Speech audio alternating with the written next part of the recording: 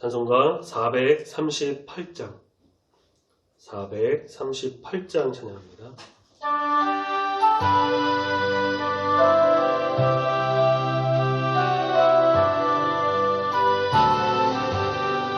내 영혼이 은총 입어 중앙죄지 벗고 보니 슬픔 많은 이 세상도 천국으로 화하도다. 할렐루야 찬양하세. 내 모든 죄 사함받고 주 예수와 동행하니 그 어디나 하늘나라. 주의 얼굴 뵙기 전에 멀리 뵈던 하늘나라 내 맘속에 이루어지니 날로 가깝도다. 할렐루야 찬양하세. 내 모든 죄 사함받고 주 예수와 동행하니 그 어디나 하늘나라. 높은 산이 거친 들이 조막이나 궁궐이나 내 주 예수 모신 곳이 그 어디나 하늘나라. 할렐루야 찬양하세. 내 모든 죄 사함받고 주 예수와 동행하니 그 어디나. 할렐루야 찬양하세. 할렐루야 찬양하세. 내 모든 죄 사함받고 주 예수와 동행하니 그 어디나 하늘나라. 아멘. 사도신경으로 신앙고백 드리겠습니다. 전능하사 천지를 만드신 하나님 아버지를 내가 믿사오며 그 외아들 우리 주 예수 그리스도를 믿사오니 이는 성령으로 잉태하사 동정녀 마리아에게 나시고 본디오 빌라도에게 고난을 받으사 십자가에 못 박혀 죽으시고 장사한 지 사흘 만에 죽은 자 가운데서 다시 살아나시며 하늘에 오르사 전능하신 하나님 우편에 앉아 계시다가 저리로서 산자와 죽은 자를 심판하러 오시리라. 성령을 믿사오며 거룩한 공예와 성도가 서로 교통하는 것과 죄를 사하여 주시는 것과 몸이 다시 사는 것과 영원히 사는 것을 믿사옵나이다. 아멘. 하나님 말씀 구약성경 사사기 2장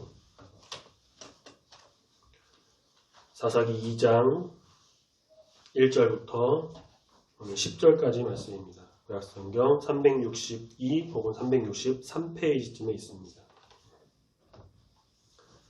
사사기 2장 1절부터 10절까지 말씀을 같이 천천히 한 목소리 읽겠습니다. 시작. 여호와의 사자가 길갈에서부터 보김으로 올라와 말하되 내가 너희를 애굽에서 올라오게 하여 내가 너희의 조상들에게 맹세한 땅으로 들어가게 하였으며 또 내가 이르기를 내가 너희와 함께한 언약을 영원히 여기지 아니하리니 너희는 이 땅의 주민과 언약을 맺지 말며 그들의 제단들을 헐라하였거늘 너희가 내 목소리를 듣지 아니하였으니 어찌하여 그리하였느냐. 그러므로 내가 또 말하기를 내가 그들을 너희 앞에서 쫓아내지 아니하리니 그들이 너희 옆구리에 가시가 될 것이며 그들의 신들이 너희에게 올무가 되리라 하였노라. 여호와의 사자가 이스라엘 모든 자손에게 이 말씀을 이르매 백성이 소리 높여 운지라. 그러므로 그것을 이름하여 보김이라 하고 그들이 거기서 여호와께 제사를 드렸더라. 전에 여호수아가 백성을 보내매 이스라엘 자손이 각기 그들의 기업으로 가서 땅을 차지하였고 백성이 여호수아가 사는 날 동안과 여호수아 뒤에 생존한 장로들 곧 여호와께서 이스라엘을 위하여 행하신 모든 큰 일을 본 자들이 사는 날 동안에 여호와를 섬겼더라. 여호와의 종 눈의 아들 여호수아가 110세의 죽음에 무리가 그의 기업의 경내 에브라임 산지 가야스 산 북쪽 딥낫 헤레스에 장사하였고 그 세대의 사람도 다 그 조상들에게로 돌아갔고 그 후에 일어난 다른 세대는 여호와를 알지 못하며 여호와께서 이스라엘을 위하여 행하신 일도 알지 못하였더라. 아멘.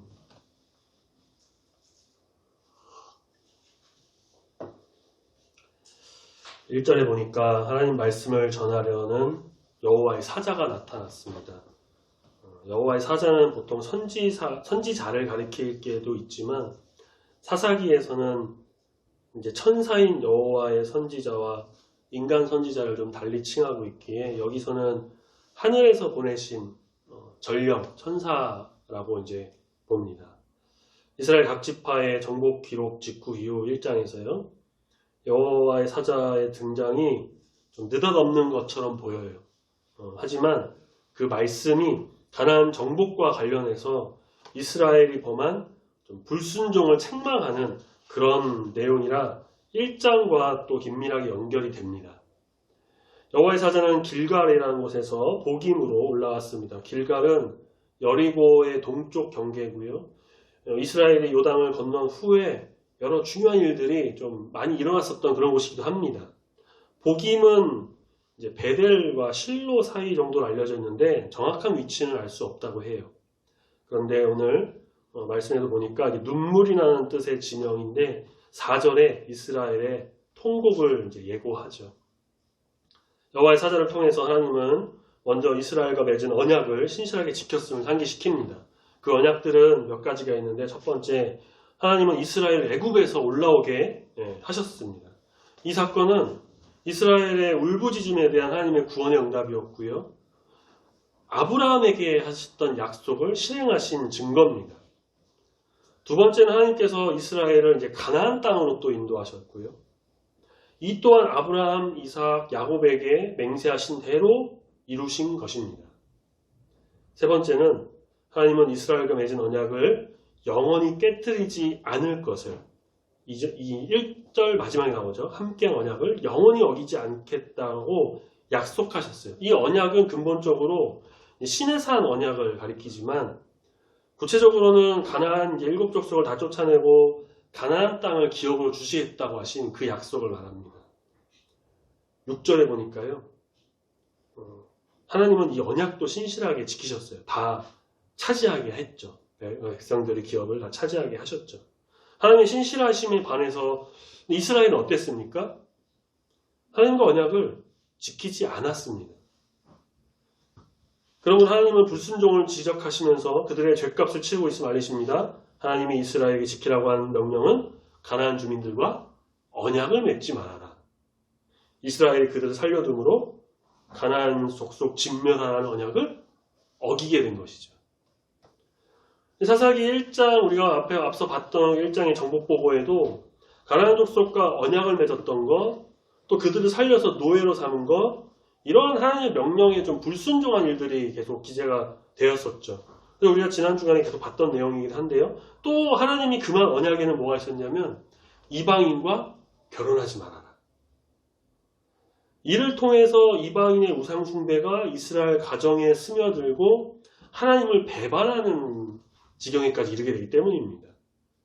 그런데 이스라엘은 이방인과 결혼했고 자녀들을 또 이방인과 결혼시키는 그런 죄를 범했어요. 둘째 명령은 우상숭배가 될 수도 있는, 우상숭배의 유혹이 될 수 있는 그 제단을 제거하라는 거였어요. 제단을 하는 행위는 제단만 하는 게 아니고요. 그 주변에 목상, 주상, 조각상, 그 우상도 다 깨트리고 막 불사르는 것도 포함되어 있습니다. 제단이 남아있으면 이스라엘이 그것에 유혹을 받아가지고 우상숭배할 가능성이 커지기 때문이죠. 그런데 이스라엘은 이 명령 또한 지키지 않았습니다. 두 가지 명령, 그 땅의 주민, 이방인과 언약, 결혼을 비롯한 언약을 맺지 말라고 한 거, 두 번째 또 제단을 헐라고 한 명령. 그걸 상기시킨 하나님은 이스라엘이 그분의 목소리를 듣지 않았다고 책망하십니다. 그러면서 2절에 마지막 부분에 어찌하여 그리하였느냐. 이게 대체 무슨 일이냐. 어떻게 너네가 이럴 수 있느냐. 질책하시죠. 이런 어떤 질문과 같은 이 말은 이스라엘의 죄를 재차 확증할 뿐 아니라 불순종에 대한 분노, 상심, 안타까움, 또 그들을 심판해야 한다는 고통도 다 포함되어 있는 그런 말입니다. 그래서 하나님은 그들이 불순종하면 가나안 족속을 쫓아내지 않을 것이라 경고하신 바가 있어요. 결국 사사기 1장에 기록된 각 지파의 이 정복 실패는 하나님 말씀에 대한 불순종의 결과였죠. 하나님은 남겨진 가나안 족속이 말씀 3절 중간쯤에 보니까 너희 옆구리에 가시가 될 것이고 그들의 신은 그들이 섬기는 우상들은 결국엔 올무가 될 것이다. 너희에게 올무가 될 것이다 라고 미리 알려주셨습니다. 그 전에도 이미 민수기 신명기에서 모세를 통해 여호수아를 통해서 계속 말씀하셨던 것들이었죠. 안타깝게도 이 예고가 이루어지기까지는 얼마 걸리지 않았습니다. 가나안 족속과 우상은 사사기 시대만이 아니라 그 이후로도 왕정 시대를 거쳐 나라 멸망하기까지 이스라엘 전 역사에서 계속해서 거친 똘과 고통으로 남아있었어요. 2에서 3절은 여기서 우리는 가나안 정복의 그 성패는 하나님 말씀에 대한 순종 여부에 달려있다라는 것을 우리가 알 수 있습니다. 이스라엘은 가나안 족속을 몰아냄으로써 어떠한 좀 정치적, 경제적, 사회적 안정과 또 발전을 기대했을 것입니다. 그리고 그 민족들을 노예로 삼으면서 좀 무언가 융합도 되고 좀 좋게 살려가는 그런 어떤 인간적인 생각도 있었겠죠. 하지만 하나님이 그들에게 원하신 건 뭐였냐? 완전한 정복을 통해 하나님과의 신뢰 관계를 유지하고 그의 거룩한 백성의 삶을 그 길을 지속하는 삶을 원하셨던 거죠. 쫓아내고 끝난 게 아니라 그 일로 인해서 하나님과의 관계 회복, 하나님의 올바른 백성으로 가는 길을 열어주셨던 겁니다. 이스라엘은 여호와의 사자를 통한 하나님의 말씀을 듣고선요 소리 높여 울어요. 그래서 그 지명을 복임이라고 했다고 합니다. 복임의 뜻은 우는 자들 그런 뜻이 있어요. 그래서 거기서 제사를 드리는데요. 백성들의 눈물과 제사는 불순종의 죄를 회개하고 인정하고 회개하는 그런 모습으로 보여요. 하지만 이것 또한 오래가지 않았던 게 10절 말씀에 가면은 곧 여호와를 잊고 맙니다. 6절 말씀에는 사사기가 다시 시작하는 것처럼 좀 이렇게 여호수아의 죽음과 그 이후 이스라엘 영적 변화를 한 번 더 이렇게 설명하면서 이야기하는데요. 광야에서 모세가 죽고 여호수아가 이스라엘 백성을 이끌고 가나안에 들어왔습니다. 그때에 이스라엘 백성은 하나님 명령에 순종해서 가나안 백성을 진멸하고 그 땅을 점령합니다. 그 후에 여호수아는 하나님 명령을 따라서 정복한 땅과 정복할 땅을 분배했어요. 그 내용이 이제 여호수아 말씀들에 쭉 나와 있던 그런 내용들이죠. 백성들은 그래서 각각 분배받은 그들의 땅으로 가서 정착합니다. 아직 정복하지 못한 곳은 계속 전쟁을 하고요. 이스라엘은 여호수아가 살아있는 동안에는 그의 지도에 따라서 하나님을 섬겼고 그가 죽은 후에는 뭐라고 합니까? 7절에 그 뒤에 생존한 장로들 함께 가나안에 정착한 장로들이 있는 동안에는 이 장로들의 신앙을 따라서 또 하나님을 섬겼습니다. 여호수아와 그와 함께 장로들은 광야에서 살아남아서 가나안 땅에 입성한 자들이에요. 광야 2세대죠.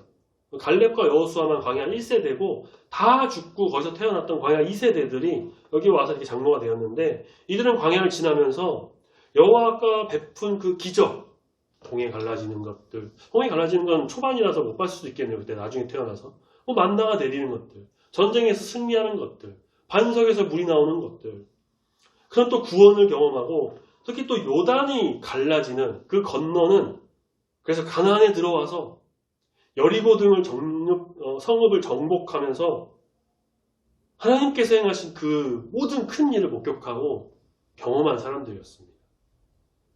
7절 여호수아와 장로들의 생존을 이스라엘의 어떤 이스라엘 공동체에 하나님에 대한 순종의 원동력처럼 기술한 것은요.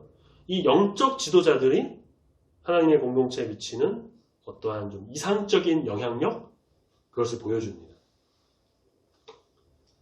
여호수아가 처음에 소개될 때는 모세의 수종자 이렇게만 소개됐었는데요. 출애굽기 말씀에서.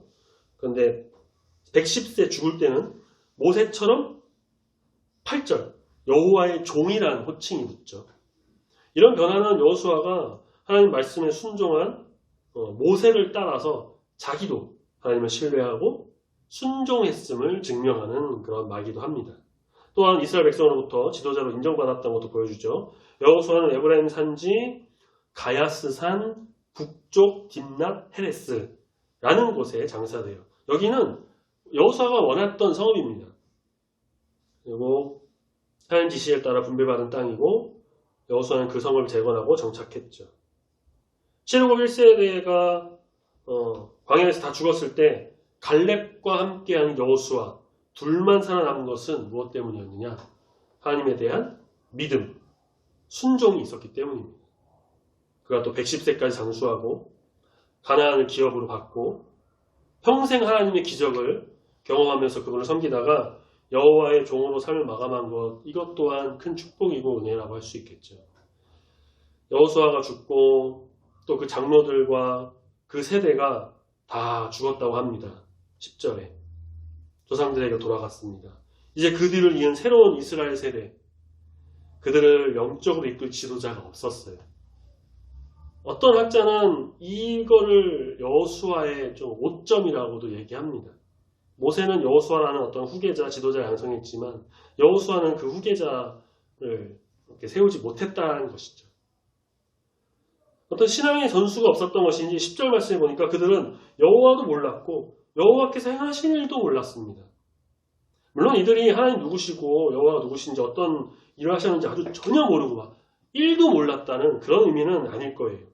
하지만 여기서 이제 알다, 여호와를 알지 못하면서 알다, 행하신 일도 알지 못하며 해서 이 알다라는 동사가 그냥 정보만 입수하는 그런 알다의 의미가 아니라 관계성도 좀 함축하고 있다는 것을 고려한다면 이 세대, 이 다음 세대가 하나님과 개인적으로 친밀한 관계를 형성하지 못했다는 것을 나타냅니다. 하나님과의 관계가 없으면 당연히 그가 하신 일을 직접 경험하는 것도 어렵습니다. 또한 그들의 전에 들은 하나님이 하신 일, 그들의 기억에서 점점 잊혀질 것이고요. 그들의 현재 삶에 어떠한 의미나 영향력으로도 받아들여지지가 않습니다. 이 암울한 변화는 가나안 정복 시대에서 사사 시대로의 전환을 나타내고 이제 이후로 2장 11절 그런 사사기의 전반적인 내용을 그냥 압축한 요약, 그리고 3장부터 사사가 등장하면서 본격적인 사사기 시대가 이제 시작이 되게 되죠. 우리가 신앙생활 할 때 보면요, 참 우리 주변에 그 신앙생활을 방해하는 요소가 꽤나 많습니다. 사실 모든 게 다 그런 것 같아요. 세상 오락, 취미, 사회생활도 그렇고 대인관계도 그렇고 어쩌면 술도 그중 하나가 될 수 있겠죠. 정치에 너무 관심이 많아서 말씀과 기도가 아니라 학원을 정치 뉴스만 보는 그런 경우도 있다고 해요. 이렇게 하나님께 가는 것을 방해하는 요소들, 하나님께 순종하며 나가는 길을 막는 불순종의 요인들, 빨리 제거해야겠죠. 이스라엘 백성은 하나님 말씀에 순종하지 못했습니다. 아니, 안 했습니다. 순종하지 않았습니다. 못했다고 안 했다는 좀 다르죠. 못한 것은 어쩔 수 없는 경우지만 순종하지 않았다는 것은 그들 자체적으로 그냥 자기가 마음대로 하지 않았다는 것이 됩니다. 가나안 민족을 진멸하지 않았고 제단 우상을 헐지 않았고 그들과 결혼을 했고 그 불순종의 결과 그리고 후에 일어난 일이 우리가 이제 앞으로 보게 될 사사기 내용이기도 한데 하나님께서는 당연히 불순종을 원하시지 않으시죠. 하나님은 절대적 순종, 철저한 순종을 원하십니다. 근데 그렇다고 해서 그 순종이 정말 어떤 주인과 종의 관계처럼 막 납작 엎드려 기고 막 주인이 종을 막 때리고 매질하고 막 과한 업무를 주고 그런 순종이 아니에요. 물론 하나님은 우리의 주가 되시고 우린 종이 맞지만 그런 어떤 세상의 주종적인 관계와는 좀 다르게 오히려 하나님께서 순종하는 자에게 복을 주시고 더 좋은 것으로만 이끄시고 더 좋은 일을 이루시고 오히려 주인이 종을 더 간절하게 부르시는 찾고 애타게 기다리신다는 거죠. 그러니 우리는 더욱더 하나님께 순종하는 성도로서의 삶을 살아야 하지 않겠나. 히브리서 5장 9절 자기에게 순종하는 모든 자에게 영원한 구원의 근원이 되신다고 약속하셨습니다. 순종하는 모든 자를 구원의 길로 이끄십니다. 요한복음 3장 36절 아들을 믿는 자에게는 영생이 있고 아들에게 순종하지 아니하는 자는 영생을 보지 못하고 도리어 하나님의 진노가 그 위에 머물러 있다라고 말씀하고 있습니다. 순종함으로 주시는 복을 누리는 우리 모두가 되기를 소망합니다. 아멘. 말씀을 잘 읽고 특별히 십계명을 정말 잘 따르고 사도신경을 잘 따르고 주기도문으로 기도하고 말씀에서 말씀에서 말하시는 바를 우리가 그대로 순종하면서 그 순종의 길을 걸어가는 참된 주의 성도가 다 되어야 할 것입니다. 기도할 때 깨닫게 하시는 그 은혜 속에서 예수님께서 하나님의 말씀에 순종해서 그 십자가를 지시며 십자가에서 죽으셨던 것처럼 우리도 주를 따라 정말 철저하게 순종함으로 아름다운 성도로서 이 세상 가운데 살아가는 주의 백성이 다 되시기를 소망합니다. 아멘. 찬양하겠습니다. 449장 찬송가 우리 449장 찬양합니다.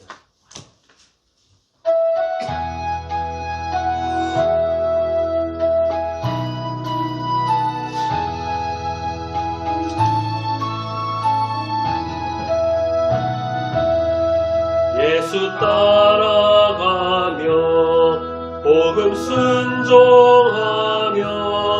우리 행할 길 바라겠네. 주를 의지하며 순종하는 자를 주가 늘 함께 하시리라. 의지하고 순종하는 길은 예수 안에 즐겁고 복된 길이로다.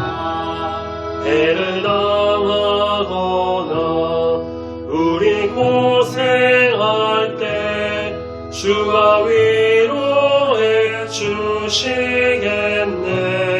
주를 의지하며 순종하는 자를 주가 안위해 주시리라. 의지하고 순종하는 길은 예수 안에 즐겁고 복된 길이로다. 남의 짐을 지고 슬픔 위로하면 주가 상급을 주시겠네. 주를 의지하며 순종하는 자를 항상 복 내려 주시리라. 의지하고 순종하는 길은 예수 안에 즐겁고 복된 길이로다. 우리 받은 것을 주께 다 드리면 우리 기쁨이 넘치겠네. 주를 의지하며 순종하는 자를 은혜 풍성케 하시리라. 의지하고 순종하는 길은 예수 안에 즐겁고 복된 길이로다. 주를 힘입어서 말씀 잘 배우고 주를 모시고 살아가세. 주를 의지하며 항상 순종하면 주가 사랑해 주시리라. 의지하고 순종하는 길은 예수 안에 즐겁고 복된 길이로다.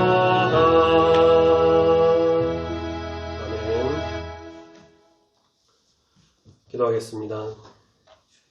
순종이 제사보다 낫고 듣는 것이 순양의 기름보다 낫다고 하신 우리 하나님의 말씀을 기억하며 우리가 정말 순종의 사람으로 순종의 성도로 나가는 귀한 우리 모두가 되기를 이 시간 기도하며 나갑니다.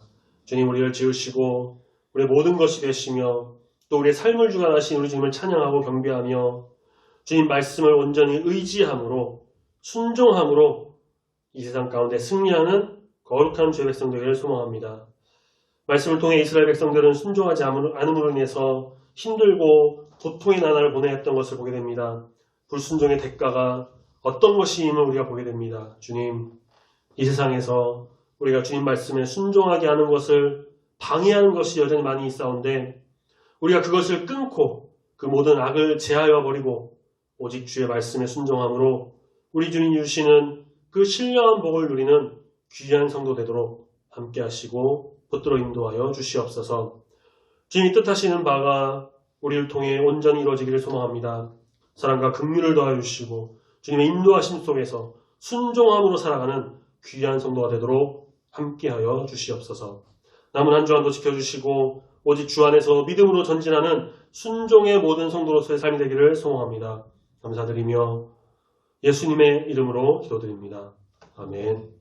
하늘에 계신 우리 아버지여, 이름이 거룩히 여김을 받으시오며 나라가 임하시오며 뜻이 하늘에서 이루어진 것 같이 땅에서도 이루어지이다.